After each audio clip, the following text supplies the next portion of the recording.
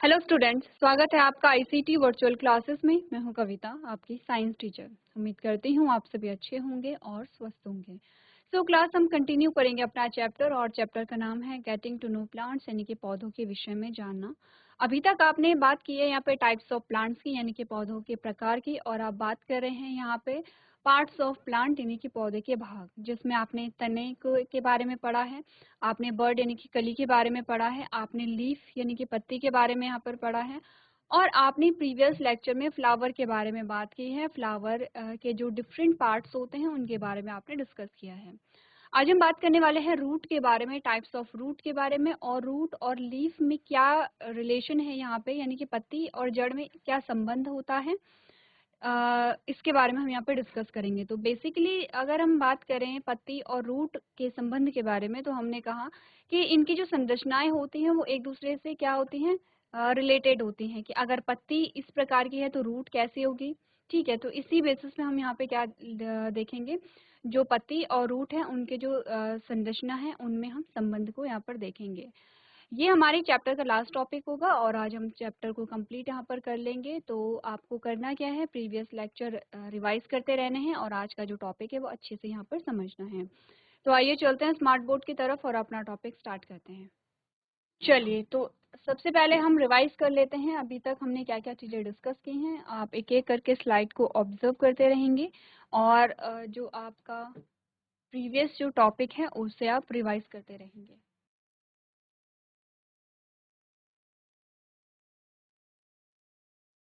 चलिए, तो previous lecture में आपने फ्लावर के बारे में बात की है, और फ्लावर के बारे में क्या आपने समझा है, पार्ट्स ऑफ फ्लावर हैं जो इस प्रकार से आपने देखे हैं।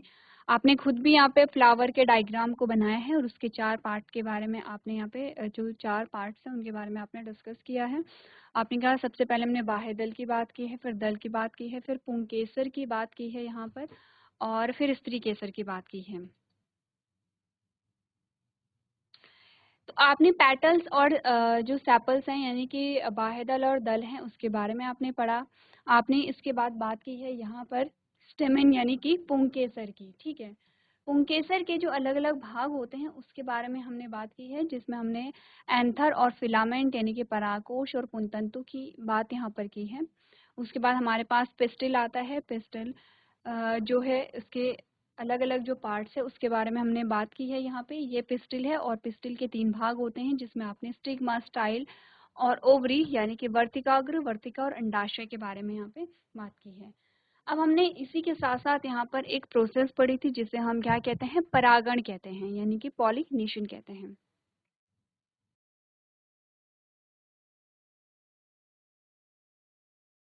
पॉलिनेशन की प्रोसेस हमने कर ली थी, और आपको होमवर्क में एक क्वेश्चन दिया गया था जिसमें आपसे पूछा गया था व्हाट इज पॉलिनेशन, यानी कि परागण क्या है। सिंपल सी आपको डेफिनेशन यहाँ पर लिख करके लेके आनी थी।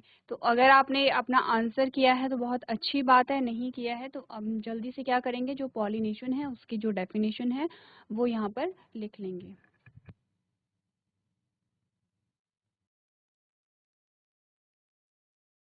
चलिए, यहीं पे पॉलिनेशन की जो डेफिनेशन है वो लिखते हैं।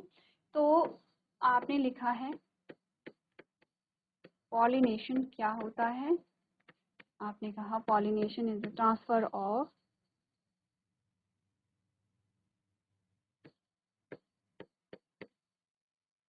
pollen grain from anther to stigma। यानी कि परागण क्या होता है,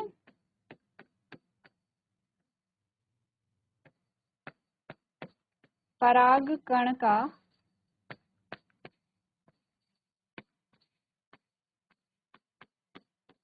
पराग कोश से वर्तिकाग्र में स्थानांतरण क्या कहलाता है, पॉलिनेशन या परागण कहलाता है। चलिए जल्दी से आपको यहाँ पे पॉलिनेशन की जो डेफिनेशन है वो नोट कर लेनी है और उसके बाद हम आगे बढ़ेंगे और हम बात करेंगे यहाँ पे रूट के बारे में और पार्ट्स ऑफ रूट्स के बारे में। इसी के साथ साथ टाइप्स ऑफ रूट भी हमारे पास यहाँ पर आती है। तो जल्दी से आप लोग पहले डेफिनेशन नोट कर लेंगे।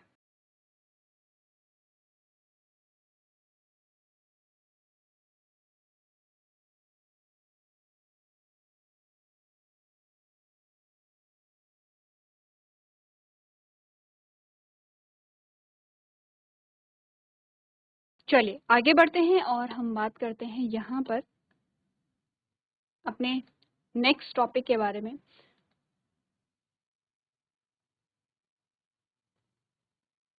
That is root.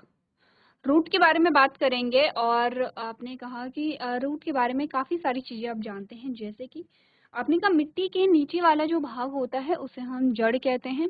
और अगर मैं आपसे कहूँ कि जड़ के क्या क्या कार्य हो सकते हैं या जड़ के क्या क्या कार्य होते हैं, तो आप में से बहुत सारे बच्चे जानते हैं कि जड़ जो है वो पेड़ को मजबूती प्रदान करती है। अगर आपने कहा पेड़ सीधे खड़ा है तो वो किसकी वजह से है? जड़ की वजह से है। तो जड़ क्या करता है? पेड़ को स्थिर रखता है।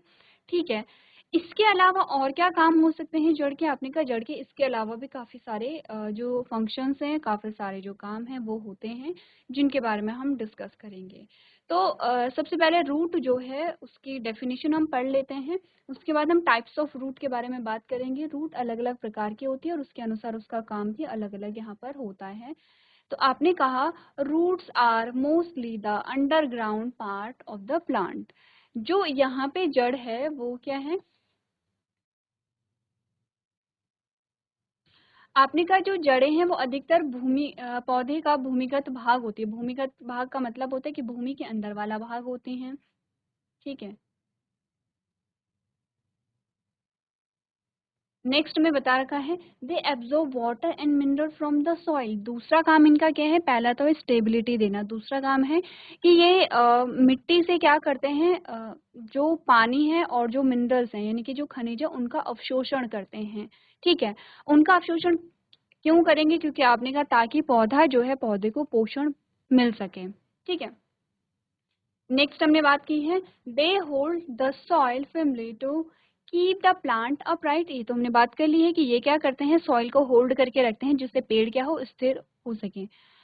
नेक्स्ट हमने कहा some roots store food and become plump. आपने कहा कुछ ऐसे फूड होते हैं, कुछ ऐसे रूट्स होती हैं जो फूड को स्टोर कर लेती हैं, भोजन का संग्रह कर लेती हैं और फूल जाती हैं। जैसे कि आपकी स्लाइड में यहाँ पे आपके जो फ्रंट स्क्रीन है वहाँ पर दो इमेजेस आपको बता रखी हैं। ठीक है, जिन्हें हम खाने में यूज़ करते हैं। आपको ध्यान होगा आपने कहा एक तो कैरेट है और एक बीटरूट है, यानी कि एक तो गाजर आपको दिखाई गई है और एक आपको क्या दिखाया गया है? यहाँ पर बीटरूट दिखाई गई है। ठीक है। चलिए, तो हमने क्या बात की है? हमने कहा जो जड़ें होती हैं वो मिट्टी से पानी और खनिजों का अवशोषण करती हैं। यहाँ पे ये पौधे को सीधा खड़ा रखने के लिए मिट्टी को मजबूती से पकड़ते हैं और कुछ जड़ें भोजन संग्रहित करती हैं और क्या हो जाती हैं? फूल जाती हैं और मोटी हो जाती हैं। ठीक है। इतनी बात सिंपल सी चीजें हैं, एक बार आप पढ़िए। इसके बाद हम बात करेंगे टाइप्स ऑफ रूट्स। जो जड़ें हैं उनके प्रकार के बारे में हम बात करेंगे।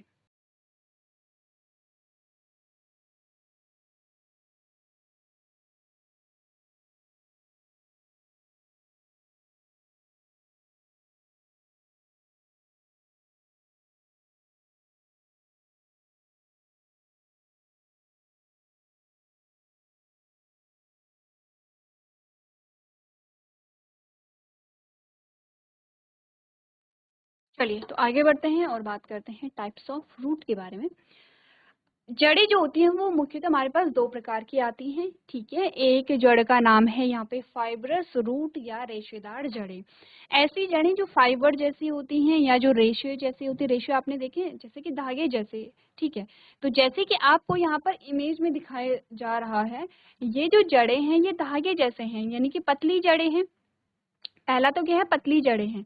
दूसरा है कि बहुत ज्यादा गहराई में नहीं होती हैं और तीसरा है कि फैली होती हैं। गहराई में ना होकर के कैसी होती हैं? ये फैली हुई होती हैं। ठीक है। तो जो रेशेदार जड़ें हैं आपने कहा वो बहुत गहरी नहीं होंगी, बहुत गहरी नहीं होंगी और बहुत मोटी नहीं होती हैं। तो इसका मतलब ये बहुत ज्यादा मजबूत नहीं होंगी। ठीक है। और ऐसे जो घास पाए जाते हैं वो ऐसी जो जड़ें पाई जाती है वो घास में पाई जाती है। ठीक है। तो जो छोटे छोटे पौधे होते हैं उनमें इसी प्रकार की जड़ें होती हैं, जैसे कि आप देख भी सकते हैं। आप घर जाएंगे, एक छोटा सा पौधा उखाड़िए, आपको इसी प्रकार की जड़ मिलेगी। इट मीन्स कि जो घास की जड़ है और जो पेड़ की जड़ है दोनों में डिफरेंस होगा। अब आप समझ पा रहे हैं कि दोनों में क्या है, यहाँ पे अंतर होगा। जो घास की जड़ है वो कैसी होती है, उस धागे जैसी छोटी छोटी जड़ें होती हैं, पतली होती हैं और फैली हुई होती हैं, यानी कि वो क्या होंगी, गहराई में ना जा करके बल्कि फैल जाती हैं। तो हमने कहा देयर आर टू टाइप्स। यहाँ पे जड़ों के जो प्रकार हैं वो दो प्रकार हैं, fibrous root and tap root. Fibrous root को हम यहाँ पे क्या कहते हैं, रेशेदार जड़ें कहते हैं। तो आपने कहा in the plant like grass and branches of root come out from the base of the stem, such roots are known as fibrous root. आपने कहा घास जैसे पौधे में जड़ की शाखाएं तने के आधार से निकलती हैं और ऐसी जड़ों को हम रेशेदार जड़ें कहते हैं। तो आप या तो ये डेफिनेशन लिखिए या सिंपल सी डेफिनेशन लिखिए कि आपने कहा रेशेदार जड़ें जो होती हैं वो पतली रेशेनुमा संरचनाएं होती हैं जो अधिक गहराई में नहीं जाती हैं और फैली हुई होती हैं। ठीक है, ऐसी जड़ें जो हैं वो घास में पाई जाती हैं। तो सिर्फ घास में नहीं पाई जाएंगी, बल्कि आपने कहा जो छोटे छोटे पौधे होते हैं उनमें पाई जाती है। जैसे कि आप फसल बोते हैं और फसल में आप गेहूं बोते हैं, आप धान बोते हैं, ठीक है। तो इनमें जो जड़ें होती हैं वो फाइब्रस रूट ही होती हैं, रेशेदार जड़ें होती हैं। आपने कहा क्योंकि जो बहुत बड़े पेड़ होंगे या जो मजबूत पेड़ होंगे उनमें रेशेदार जड़ें नहीं पाई जाती हैं, उनमें दूसरी प्रकार की जड़ें पाई जाती हैं और उन जड़ों का नाम है यहाँ पे टैप रूट, या इन्हें हम क्या कहते हैं, मूसला जड़ कहते हैं। टैप रूट या फिर मूसला जड़। अब मूसला जड़ की जो संरचना है एक बार आप लोग देखिए। आपने कहा कि फाइब्रस रूट और टैप रूट में आपको डिफरेंस करने के लिए आ सकता है, यानी कि आप क्या करेंगे, यहाँ पे दोनों में विभेद करेंगे कि जो रेशेदार जड़ें हैं और जो मूसला जड़ें हैं दोनों में अंतर क्या है। आप देख रहे हैं जो टैप रूट है या जो मूसला जड़ है वो कैसी है, ठीक है, मोटी है, पहली चीज। दूसरी आपने कहा गहराई में है, कैसी होगी, यहाँ पे गहराई में होगी, ठीक है। और इस रूट की जो ब्रांचेस हैं, इस रूट से जो शाखाएं निकल रही हैं वो भी आपने कहा काफी बड़ी हैं। तो क्योंकि आपने कहा ये बहुत गहराई में होती हैं, क्योंकि ये बहुत मोटी होती हैं और इसीलिए ये कैसी होती हैं, यहाँ पे मजबूती प्रदान करती हैं। इस प्रकार की जो जड़ें होती हैं वो पेड़ों में पाई जाती हैं, ठीक है। तो पढ़ लें टैप रूट या मूसला जड़ के बारे में। चलिए, आपने कहा in some plants the branches of the root arise from a thick structure under the ground which is called the main और primary root, such roots are called tap roots. इसके साथ रूट हेयर के बारे में बात की है। The fine hair like structures on the branches of roots are root hairs. Lateral root की बात की गई है। The smaller root on tap root are called a lateral roots. Plants having leaves with red, अच्छा ये बाद में करेंगे, ठीक है, पहले सिर्फ रूट के बारे में बात करेंगे। सिंपल सी चीज है, मूसला जड़ों की जो डेफिनेशन है उसमें आपसे कहा गया है कि कुछ पौधों में जो जड़ है की शाखाएं जमीन के नीचे एक मोटी संरचना से निकलती है जिन्हें मुख्य या प्राथमिक जड़ कहा जाता है। ऐसी जड़ों को मूसला जड़ कहा जाता है। यानी कि आपने कहा कि ये जो जड़ होगी ये क्या होगी, मिट्टी के नीचे होगी, जमीन के नीचे होती है, बहुत गहराई में जाती है और इसकी क्या होती है, ब्रांचेस होती हैं जो कि गहराई में जाती हैं। और ये क्या होंगी, यहाँ पे जैसे हमने रेशेदार जड़ों में कहा था कि ये क्या होती हैं, चौड़ाई में बढ़ रही हैं। तो जो मूसला जड़ें हैं वो भी चौड़ाई में बढ़ेंगी, लेकिन इनका एरिया बहुत बड़ा होगा। कभी देखा है बहुत बड़े बड़े जो पेड़ हैं उनकी जो रूट्स हैं वो बहुत दूर दूर तक निकलती रहती हैं। तो ये चौड़ाई में भी बढ़ रहे हैं और ये गहराई में भी बढ़ रहे हैं और इसीलिए ये क्या करते हैं, इतने बड़े बड़े पेड़ों को यहाँ पे मजबूती देते हैं।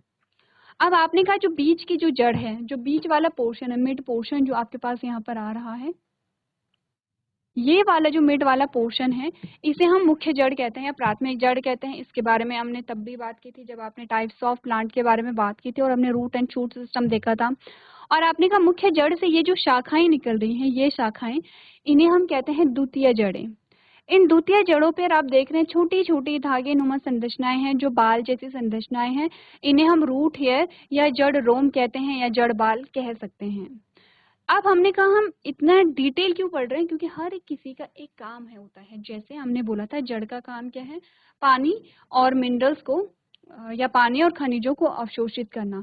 तो आपने कहा कि जो जड़ की सहायता करते हैं अवशोषण में, वो ये जड़ रोम ही करते हैं, या फिर जो रूट हेयर हैं या जड़ बाल जिसे आप कह रहे हैं, ये छोटे छोटे बालों जैसे संरचनाएं ही पानी और मिनरल्स को एब्जॉर्ब करती हैं और रूट तक पहुंचाती हैं। ठीक है, तो अब आपको समझ आ रहा होगा कि हम क्यों हर एक पार्ट के बारे में बात कर रहे हैं। तो जड़ बाल या जड़ रोम या रूट हेयर के बारे में क्या बात हमने की है?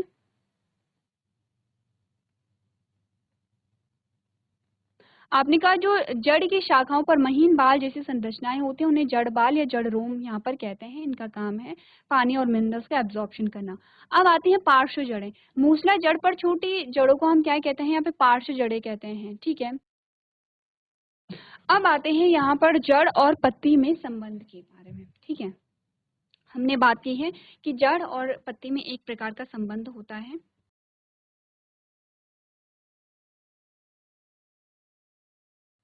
जैसे कि आपको इमेज में विजिबल है, और इससे पहले आपको पता होना चाहिए यहाँ पर पत्ती के बारे में हमने डिस्कस किया था। ठीक है, या जड़ बाद में बनाएंगे, पहले हम लीफ बनाते हैं। ठीक है, हमने कहा एक प्रकार की लीफ हमारे पास ये आती है इस प्रकार से।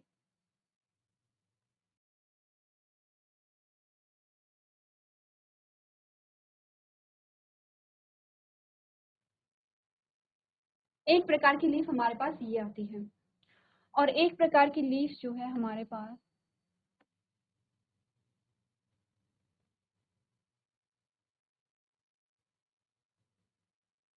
ये आती है। अब आपको ध्यान आ रहा होगा, हमने पत्ती के प्रकार पढ़े थे। ठीक है, हमने कहा पत्ती में क्या होता है, जो शिराएं हैं उनका एक विन्यास होता है, और उनके आधार पर हमने पत्ती के प्रकार पढ़े थे। तो शिरा विन्यास के आधार पर हमने पत्ती के प्रकार पढ़े थे। सबसे पहले तो ये बताइए कि इन पत्तियों में कौन सा सिरा विन्यास है? अगर आपको ध्यान होगा तो आपने इसे कहा था समांतर सिरा विन्यास, या आपने इसे कहा था यहाँ पे पैरेलल वेनेशन।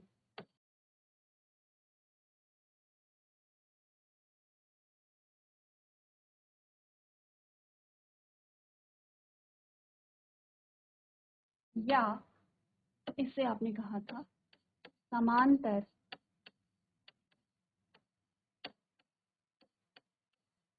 सिरा विन्यास। किसे? पैरेलल वेनेशन को ही समांतर सिरा विन्यास कहते हैं। और एक हमारे पास आई है ये वाली पत्ती, एक हमारे पास ये आई है ये वाली पत्ती। इसमें जो पाया जाता है वो है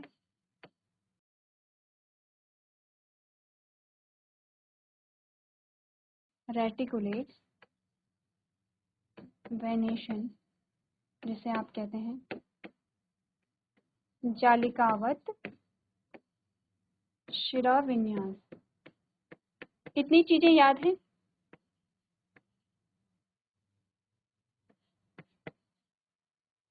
जालिकावत शिरा विन्यास।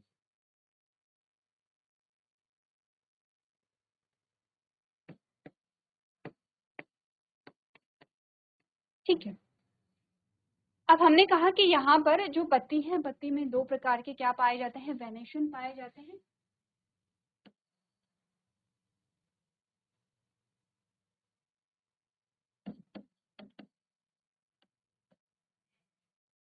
जो कि हमने प्रीवियस लेक्चर में पढ़े हैं। हमारे पास टॉपिक आया था टाइप्स ऑफ लीफ, यानी कि पत्तियों के प्रकार। अब ये बताइए, ये जो घास जैसी पत्ती आपको दिखाई दे रही है, जिनमें जो वेनेशन पाया जा रहा है वो है पैरेलल वेनेशन या समांतर सिरा विन्यास, इसे हम कह रहे हैं। हमने कहा ये क्या है? घास का पौधा है, या फिर इसमें और भी हमने एग्जाम्पल लेके चले थे हम, जैसे गेहूं का पौधा हो गया है। ठीक है, तो हमने कहा इस प्रकार के जो पौधे होते हैं इनकी पत्तियों में समांतर सिरा विन्यास या पैरेलल वेनेशन पाया जाता है। दूसरा आता है रेटिकुलेट वेनेशन या जालिकावत सिरा विन्यास, जिसमें एक जाली जैसी बनती है पत्ती में। ठीक है, दोनों इमेजेस आपके सामने हैं जो हमने बनाई है। ठीक है, यह है पहली इमेज, जो कि हमने ये पहली इमेज बनाई है, और यह है दूसरी इमेज। तो आप रिलेट कर सकते हैं। ठीक है, हो सकता है कि इमेज आपको विजिबल ना हो, तो हमने यहाँ पे डायग्राम भी बनाए हैं।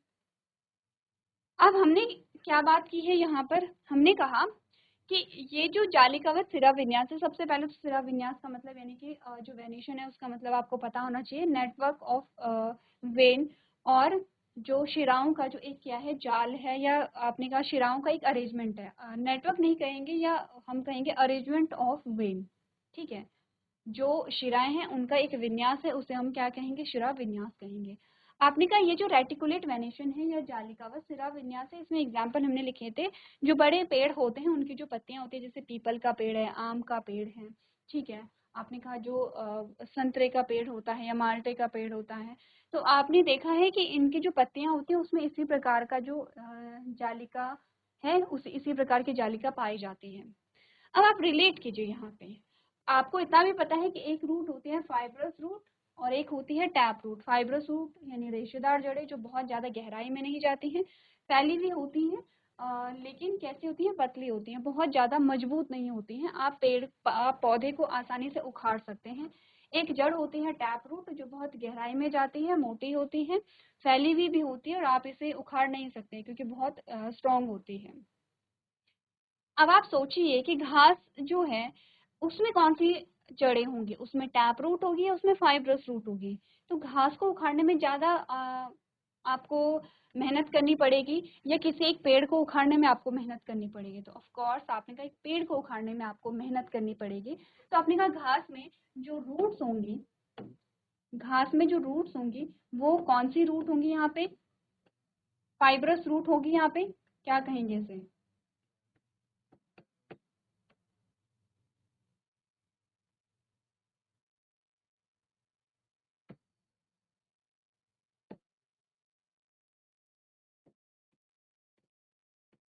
घास में क्या होगी, रेशेदार जड़ होगी, क्योंकि रेशेदार जड़ जो है आपने कहा वो घास में पाई जाती है और बहुत ज्यादा स्ट्रॉन्ग नहीं होती, आप इजीली से।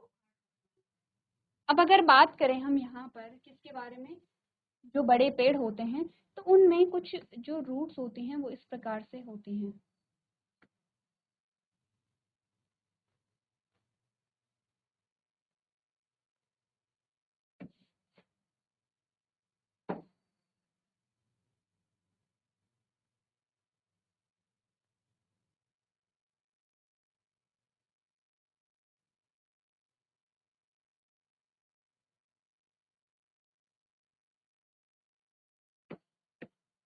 क्योंकि आपने कहा जड़ों को आप आसानी से उखाड़ नहीं सकते हैं, जड़ों को आप आसानी से क्या नहीं कर सकते, उखाड़ नहीं सकते। इसका मतलब उनकी जड़ें कैसे होंगी, स्ट्रॉन्ग होंगी, वो ज्यादा मोटी होंगी, ज्यादा गहराई में जाएंगी और इनके ब्रांचेस ज्यादा फैली हुई होंगी। इस प्रकार के रूट को हम क्या कहेंगे, इस प्रकार के रूट को हम टैप रूट कहेंगे। क्या कहेंगे इसे, टैप रूट। और टैप रूट को ही हम क्या कहते हैं, मूसला जड़ कहते हैं। इसका मतलब अगर मूसला जड़ है तो तब लीफ में जो वेनेशन है वो कैसा होगा, रेटिकुलेट वेनेशन होगा। और अगर फाइब्रस रूट है, रेशेदार जड़ें हैं, तो इनमें वेनेशन कैसा होगा, पैरेलल वेनेशन होगा। तो यही कॉम्बिनेशन आपने देखना है कि अगर रेशेदार जड़ें हैं तो समांतर सिरा विन्यास आएगा पत्ती में, और अगर जड़ मूसला जड़ें हैं तो पत्ती कैसी होगी, पत्ती में कौन सा विन्यास आएगा, जालिकावत सिरा विन्यास आएगा। ठीक है, क्लियर है। एक बार आप लोग देखिए, इमेजेस बनाइए, नोट करनी है आपको एज इट इज, और इसमें लिखना भी है कि अगर पत्ती ऐसी होगी तो जड़ कैसी होगी। ठीक है,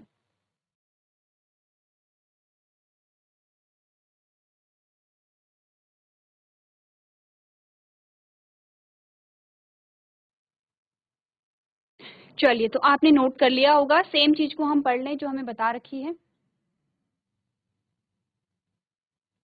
सेम चीज जो हमें बता रखी है यहाँ पे।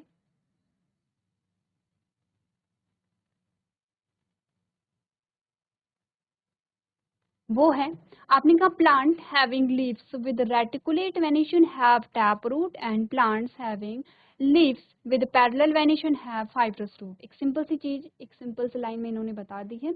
आपने कहा जिन पौधों में जालिकावत या जालीदार शिरा विन्यास होता है, ठीक है, जिन पौधों में जालीदार शिरा विन्यास वाली पत्तियां होती हैं उनकी जड़ें कैसी होंगी, मूसला जड़ें होंगी। यानी कि अगर रेटिकुलेट वेनेशन होगा तो जड़ कैसी होंगी, आपने कहा टैप रूट होंगी।